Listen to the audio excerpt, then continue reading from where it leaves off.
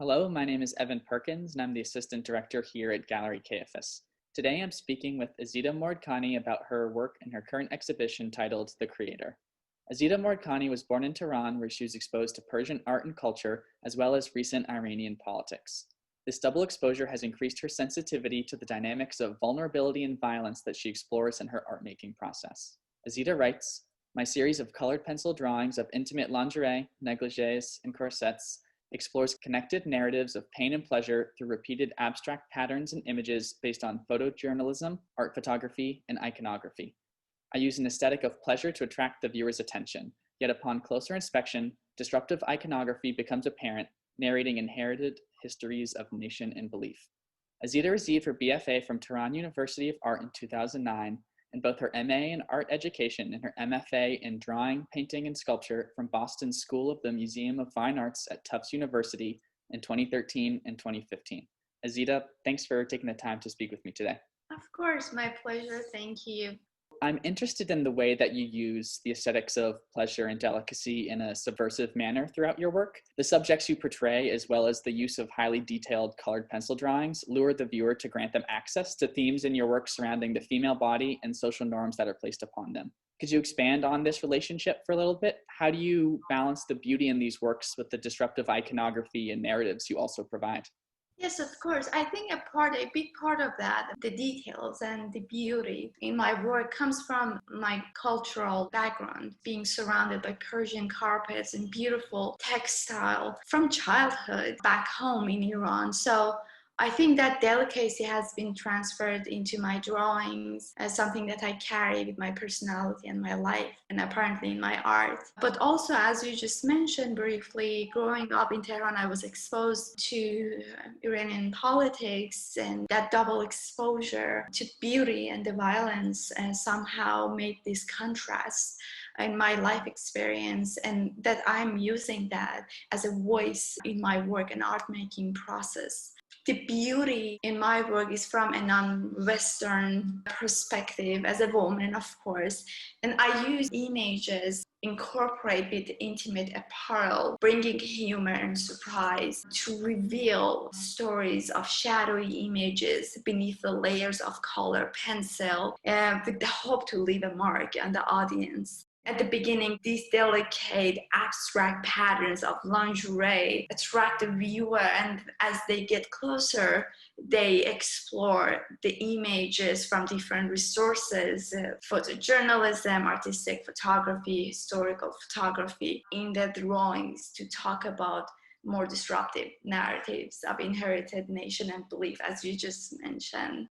Once you get people involved in the pieces and looking closely, what are you looking to reveal to them in some of these? So what are the relationships to the female body and social norms and these inherited histories and narrations of nation and belief that you're looking to explore in this work? Yes, absolutely. And I have to just mention quickly, it's a story of how this whole series of lingerie originally started. It was based on my first impression from walking into a Victoria's Secret for the first time. I was exposed into this, public, beautiful luxury of lingerie store. In my country, it's a secret place. There are signs that sometimes men cannot walk in. So I was immediately thinking about the idea of public versus private. And of course, the lingerie and underwear is something that we all are using in our everyday life. I'm personally fascinated with the concept of how we live and how we feel in private life, inside, and how we express ourselves and present in outside and in public. In my culture, there was a huge distance between these two concepts of private versus public because of the politics from years ago. There was always a part of people who wants to feel safe, and they had that privacy inside their home that was different from public and outside. So that was the starting point of me thinking about these two ideas.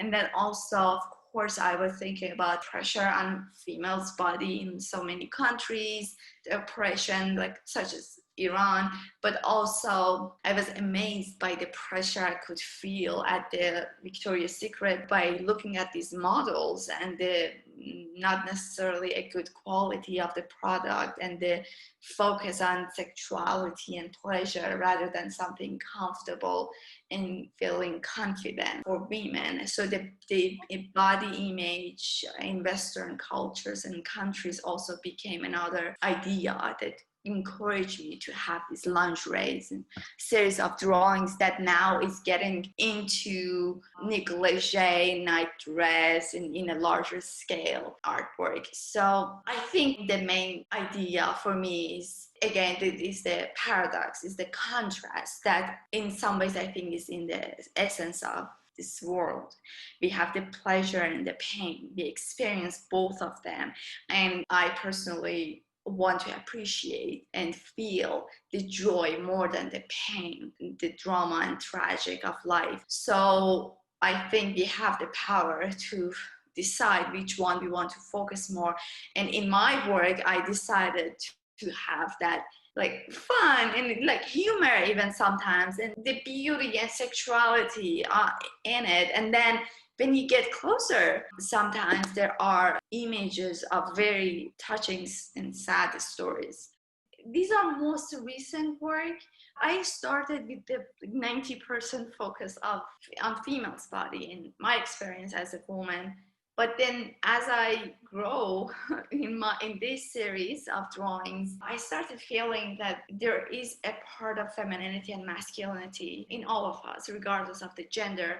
I just didn't appreciate the way that sometimes my work was heavily focused on femininity and what happens to women. So I started bringing stories and images and a presence of a masculine body on these women's lingerie and negligee. These two images that you can see on the left side, it belongs to a very young boy who is a hard worker from a series of an Iranian photojournalist, Kaveh Golestan.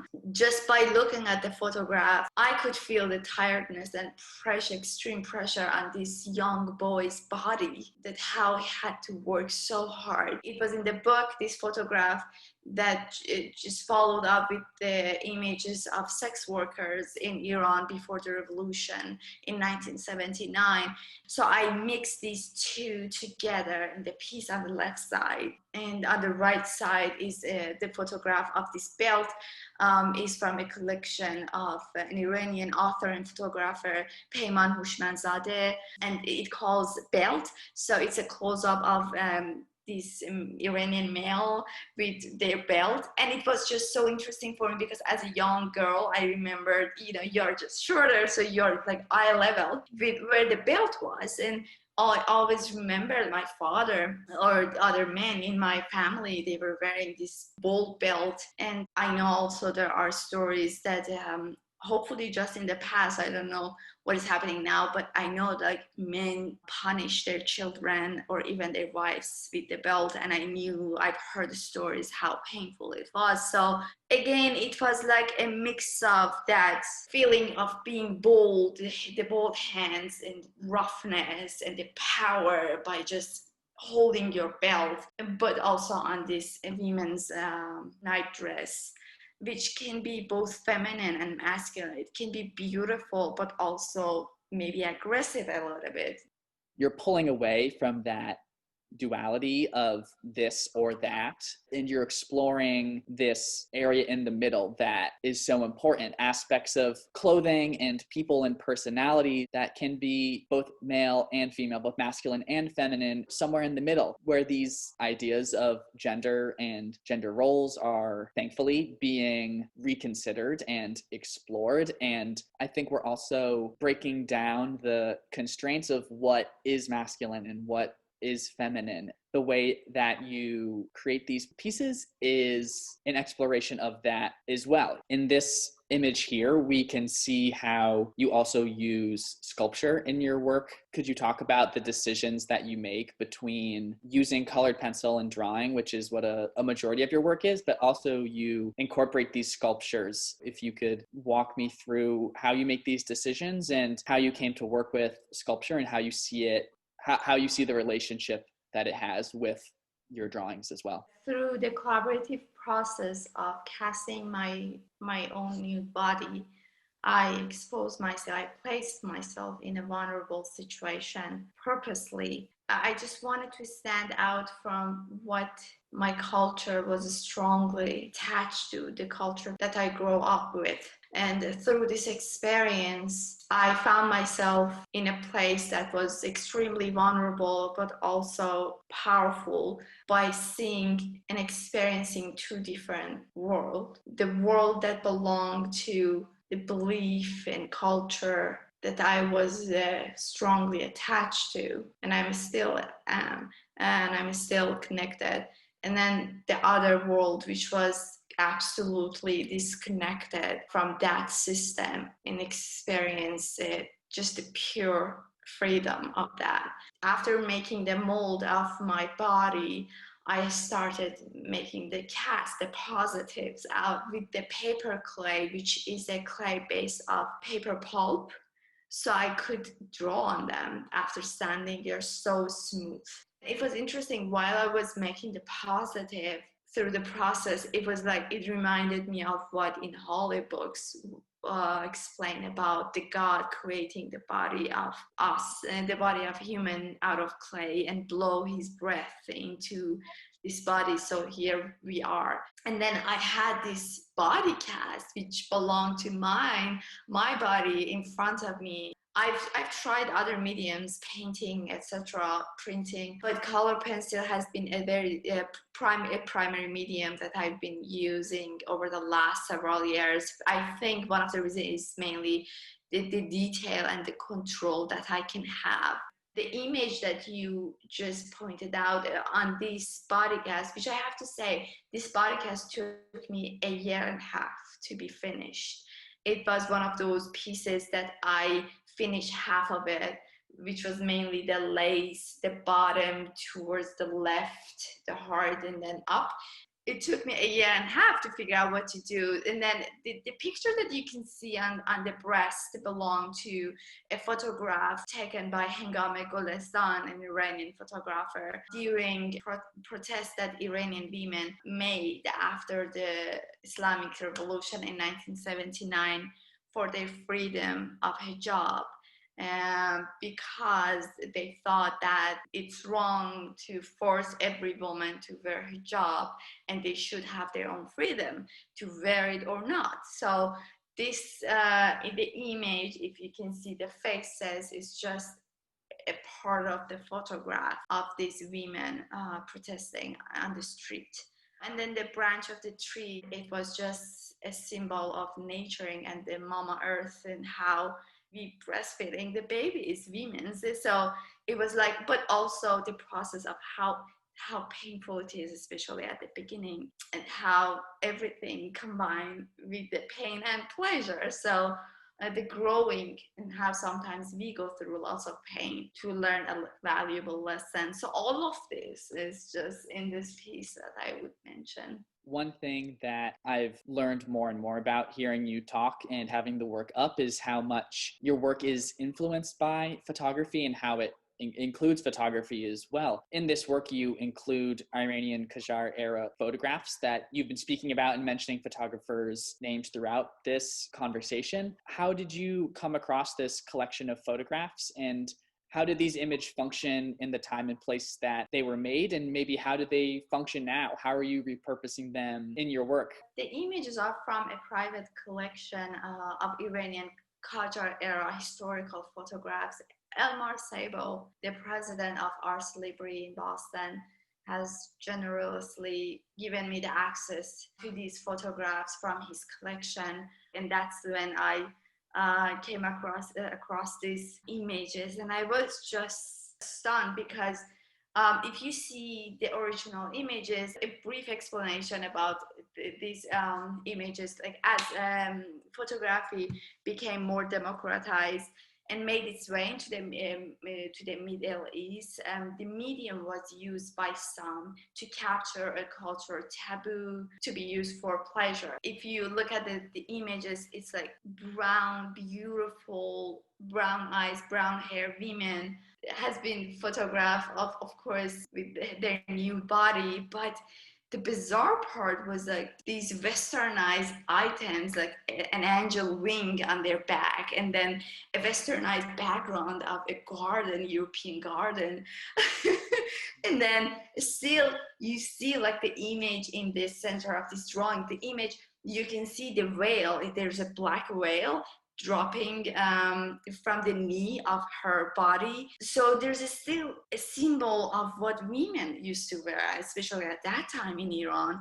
So it was like a world between the cultural, traditional way of knowing women and looking at them in countries such as Iran, and this exotic version of sexuality and pleasure from Western countries. While these photographic images indicate the influence of Western cultures into Iranian norms, my drawings also emphasize the transparency of how beauty and pleasure can be seen through different cultural perspectives. And I'm not done yet. It's just a start for me.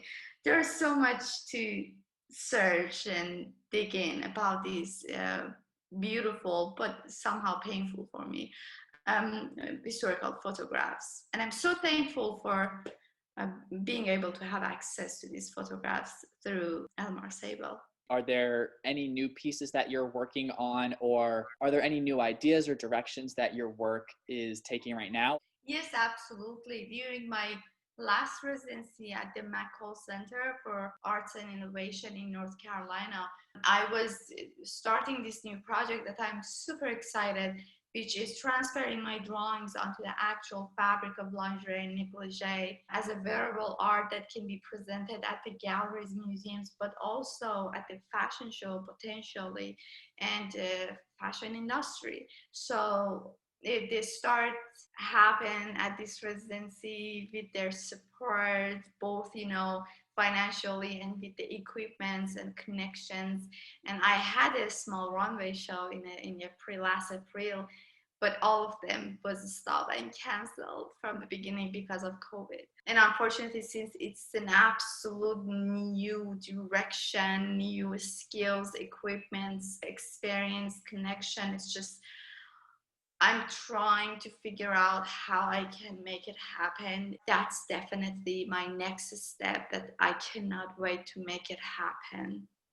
That's really exciting to hear that it's taking a completely different direction, but still so related to what you've been doing so far. I'm excited to be able to see that work, whenever it may be. I hope the listener and the audience enjoy the show, if they see it online or hopefully at the gallery. Feel free to contact me to share with me any ideas you have with seeing my work and tell me how you feel, because I'm now thinking about creating the actual lingerie. So I want to know how people feel. I feel that there are so many movements recently in the lingerie industry to bring more power and voices to both men, women, and different genders on the spectrum. And I think that's much more valuable and powerful to give the identity and the comfort to this very private clothing. Thank you for your time, and hope you are all well and staying safe, and happy holidays. Thank you for taking the time to speak with me today. For everybody listening, I highly encourage coming in to see the work in person. Azita's work will be on view in the gallery until January 23rd. Thank you, Azita, once again, and happy holidays to you as well. And as always, stay safe out there. Oh, thank you so much, Yvette. And I will be there at the gallery on January 15th if anyone need to be there and see me. All right. Well, have a good night. Awesome. You as well. Thank you so much, Azita.